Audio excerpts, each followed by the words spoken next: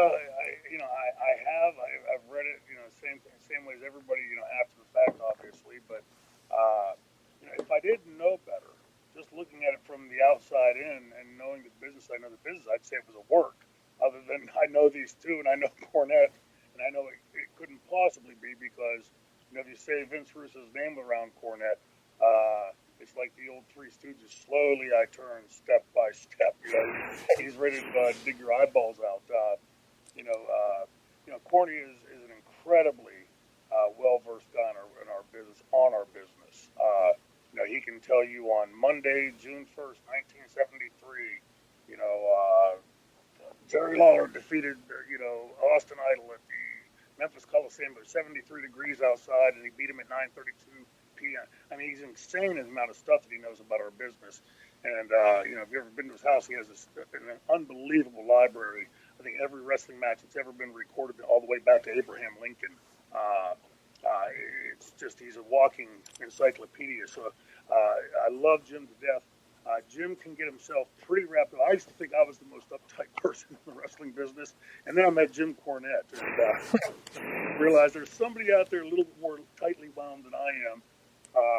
But these two have been going at each other for years. I understand Jim's penchant for hating on Vince Russo, and I've spoken to Vince. There's a lot of stuff that Vince had written in the past. I didn't personally agree with or like as somebody in the business. But ever on a pool match, we can recall some of these segments. But I know Vince Russo as a person also, and I've always gotten along very well with Vince personally. So. For me, it just seems to be an outlandish idea. Filing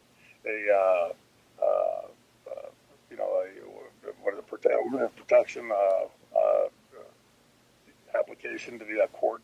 It just seems to be, something that's a bit over the top. And I think in the professional wrestling business, I'm guessing that that's what Vince Russo thought it would be seen as like an over the top, finger in the eye type of ha-ha.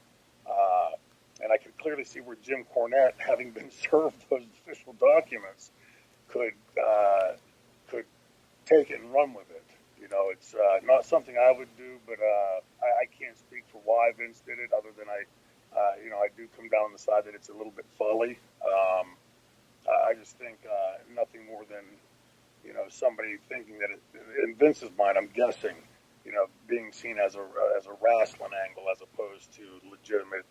He's going to put a protection of abuse order on Jim Cornette.